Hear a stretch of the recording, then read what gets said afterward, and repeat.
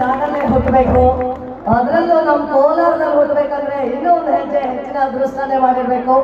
ಹೇಗಿದೆ ನಮ್ಮ ರಾಜೇಶ್ ಕೃಷ್ಣನ್ ಸರ್ ಅವರ ತಂಡದ ಹಾಡು? ಹೇಗಿದೆ ಅಂತ ಹೇಳಿದ್ರೆ ಇನ್ನೂ ಜಾಸ್ತಿ ಹಾಡು ಬರುತ್ತೆ, ಇನ್ನೂ ಚೆನ್ನಾಗಿ ಬರುತ್ತೆ. ಹೇಗಿದೆ? ಸೂಪರ್. ಈ ಕಡೆ ಸೌಂಡ್ ಜಾಸ್ತಿ ಬರ್ತಿರೋದು ಸೂಪರ್ ಅಂತ, ಈ ಕಡೆ ಸಾಕಾಗಿದೆ ಅಲ್ವಾ?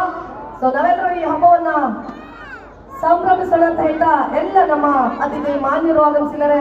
ಬಂಧುಗಳೇ, ನಾನಾಗ್ಲೇ ಹೇಳಿದಾಗೆ ಈ ಹಾಡು, ನೃತ್ಯ ಇದೆಲ್ಲವೂ ನಮ್ಮ ಕಣ್ಣಿಗೆ ಇಂಪನ್ನ ಕೊಡೋದ್ರ ಜೊತೆಗೆ ಆರೋಗ್ಯವನ್ನ ಕೊಡುತ್ತೆ.